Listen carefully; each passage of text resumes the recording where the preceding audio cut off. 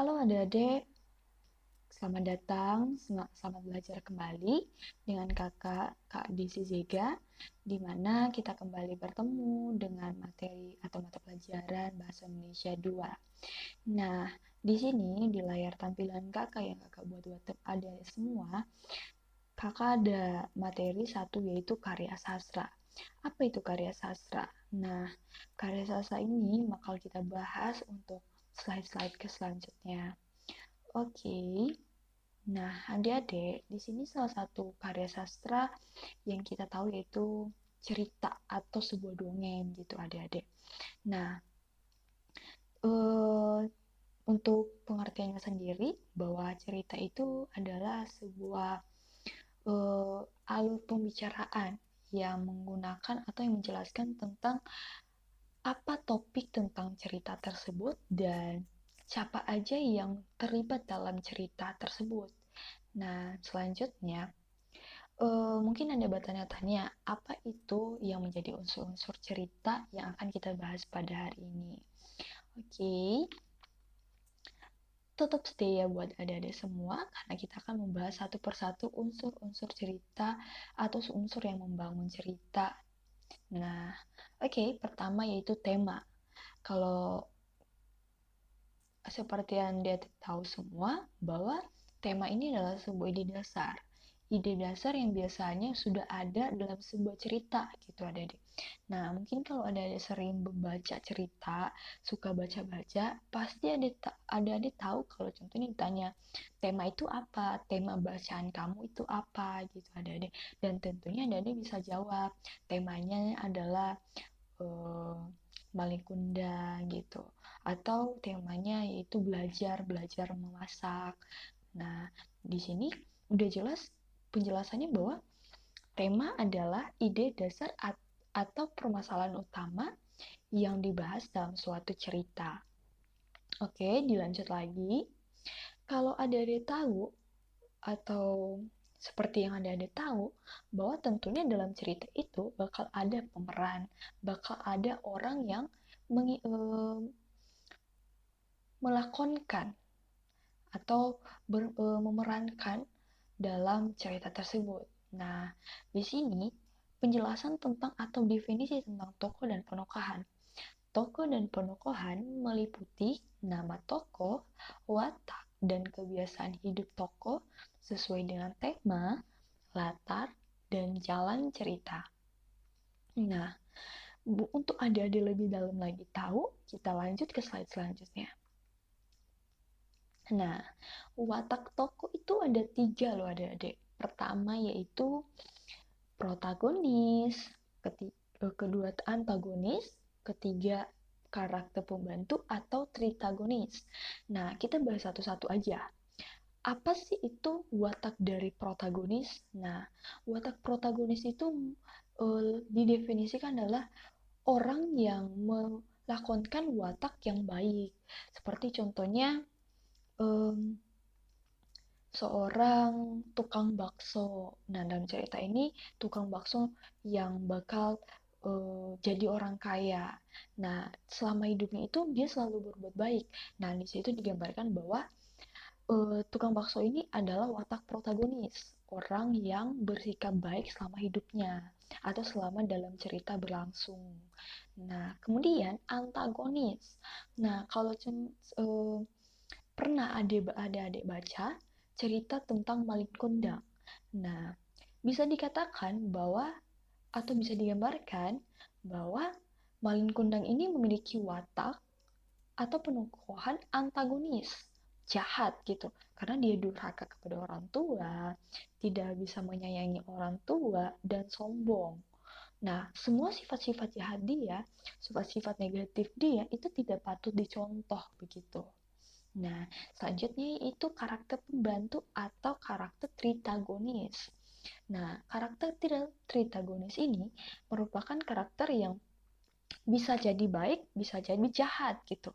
Nah, ini biasanya dilakukan oleh orang ketiga atau pemeran pembantu untuk watak protagonis dan watak antagonis. Oke, kita lanjut aja ya. Semoga teman adik-adik semua paham tentang materi kita pada saat ini. Kemudian, alur. Apa sih itu alur? Nah, biar kakak pelan-pelan alur jelaskan bahwa alur itu adalah sebuah seperti jalur perjalanan. Nah, bedanya itu kita bukan lagi di perjalanan bawa motor, tapi di perjalanan alur cerita, jalan cerita.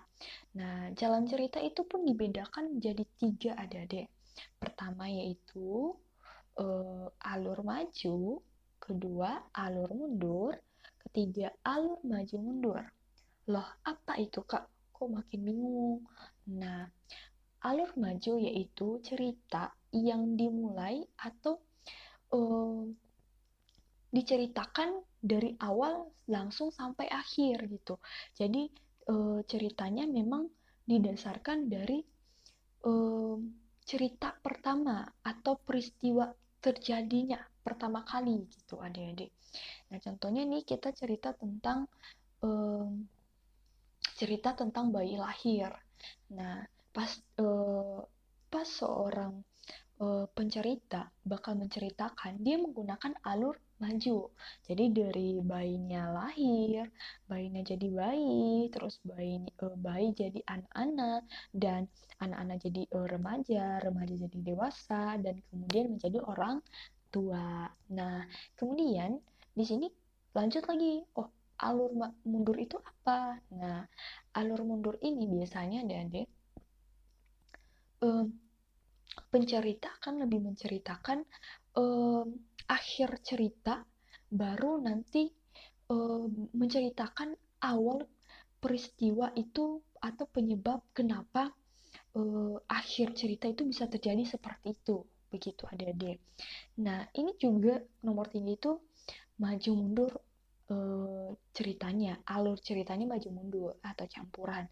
Kenapa adik-adik?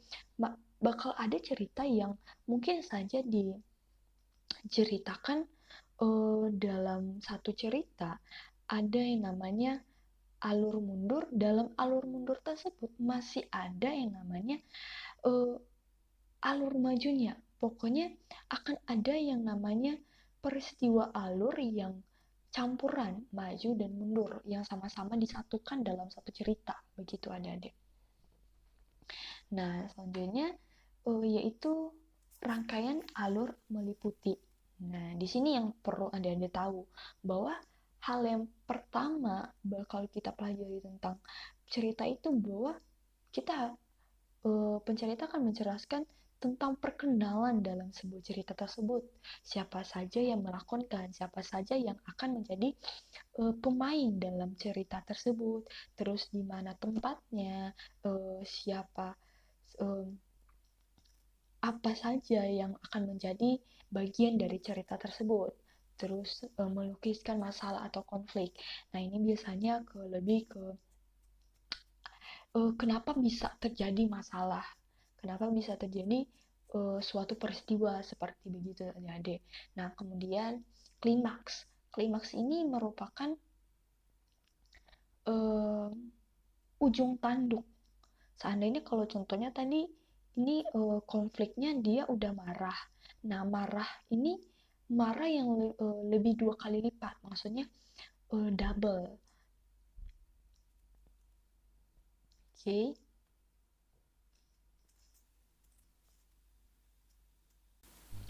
Nah, oke, okay. Di mana klimaks ini bakal ada reaksi atau emosi yang memuncak gitu adik-adik. Kemudian penyelesaian ini setelah emosi keluar, setelah puncak emosional dari pelakon atau tokoh utama atau tokoh pendukung bahkan tokoh kedua bakal ada penyelesaian gitu adik-adik. Kemudian bakal ada keputusan apa yang menjadi ending dalam sebuah cerita yang telah dibuat. Kemudian di sini pentingnya sudut pandang. Sudut pandang ini merupakan segi penceritaan atau segi pandang pengarang terhadap cerita. Tentunya pengarang sudah memiliki pandangan tertentu, sudah memiliki makna dan maksud tertentu, kenapa dia harus mengambil atau membuat sebuah cerita seperti ini. Nah, kemudian latar. Latar itu merupakan unsur yang berkaitan dengan waktu, tempat, dan suasana. Karena dan di mana ke tempat itu bisa kita nyatakan dalam bentuk latar tempat yang bisa ditanyakan dengan di mana, latar waktu bisa ditanyakan dengan kapan, dan latar suasana ditanyakan dalam bentuk bagaimana. Nah, terus selanjutnya yaitu gaya bahasa. Gaya bahasa ini seperti kita bercerita dengan teman-teman kita, adik-adik. Nah, gaya bahasa yang akan digunakan oleh tokoh utama atau tokoh yang yang melakoni cerita tersebut. Nah, siapa ketika dia bercerita bagaimana dia menggunakan bahasa dalam cerita itu ketika berbicara dengan orang tua, sebaya dia, atau dari kepada orang yang lebih muda dari dia. Begitu adik-adik. Kemudian, amanat. Ini yang terpenting. Kenapa? Bahwa dalam sebuah cerita, kita harus mengerti penonton, orang yang membaca cerita atau yang menonton cerita harus paham bahwa apa yang menjadi amanat dalam sebuah cerita yang telah kita baca gitu. Nah, karena amanat merupakan pesan yang disampaikan oleh pengarang kepada pembaca tentang perbuatan baik yang perlu dilakukan dan perbuatan jahat yang tentunya yang harus kita tinggalkan begitu. Nah, di sini kakak punya satu cerita bahwa ini menceritakan tentang sebuah dongeng. Nah, biasa kakak jelaskan dulu bahwa dongeng ini semacam sebuah bentuk cerita. Namun dongeng ini adalah sebuah cerita fiktif yang tidak benar-benar terjadi, namun biasanya digunakan untuk menjadi sebuah pesan atau untuk menyampaikan pesan untuk bisa digunakan dalam kehidupan sehari-hari begitu adik-adik. Nah, ini judulnya kakak buat yaitu angsa dan telur emas. Suatu hari, seorang petani membawa seekor angsa pulang ke rumahnya. Esoknya, angsa itu mengeluarkan telur emas.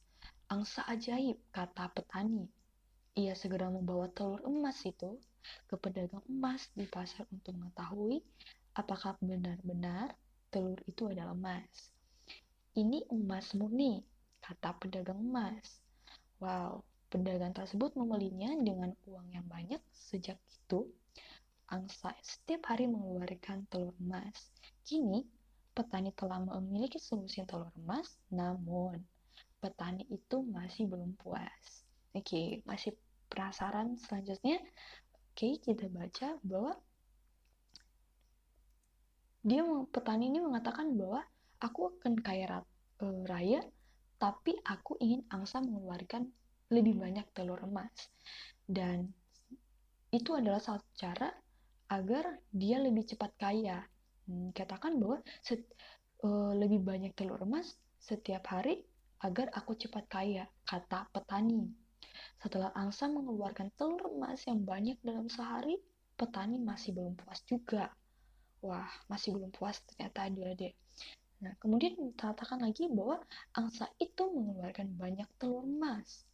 Aku tidak akan menunggu besok, kata petani. Aku ingin cepat kaya, katanya lagi. Aku akan menyembelih angsa itu dan mengambil seluruh emas dalam tubuhnya, pikir petani. Nah, selanjutnya itu petani itu akhirnya menyembelih angsa.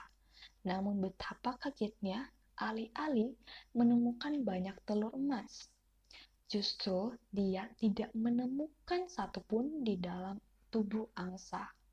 Wah, kemudian kini petani hanya bisa menyesal karena serakah dia telah menyembelih angsa. Andai saja tidak menyembelih angsa itu, pasti bisa mendapatkan telur emas. Itulah akibat dari keserakahan. Nah, pesan moral dalam cerita ini adik-adik yaitu butuhnya kesabaran. Bahwa kita tidak perlu serakah. Hidup itu tidak boleh serakah. untuk bisa mendapatkan hidup yang lebih baik. Karena ketika seseorang hidupnya dalam keserakahan, bahwa maka dalam hidupnya itu tidak memiliki kesabaran, dan tentunya hasil yang didapatkan juga sia-sia, seperti petani yang tadi, bahwa setelah angsanya mati, emasnya juga tidak dapat, dan dia pun tidak menjadi kaya. Begitu adik-adik.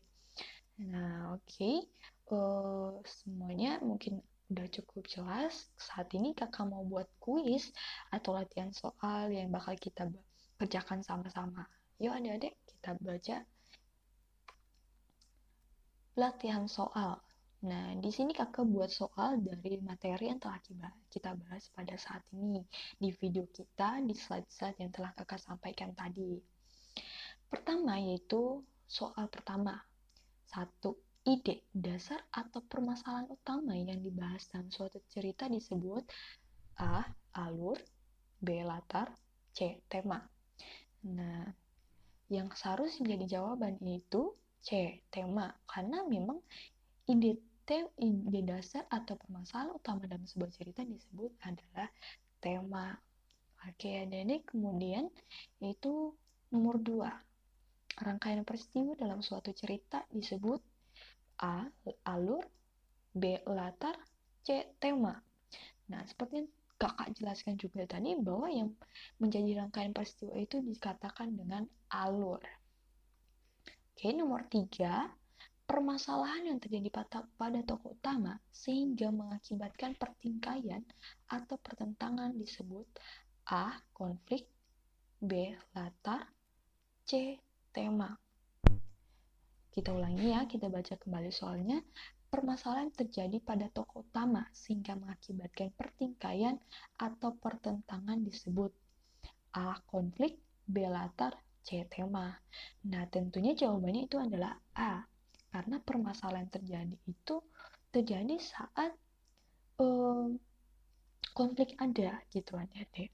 Kemudian nomor 4. Watak tokoh utama terdiri dari A. Protagonis dan tritagonis, B. Protagonis, antagonis, dan tritagonis, dan C. Protagonis dan antagonis.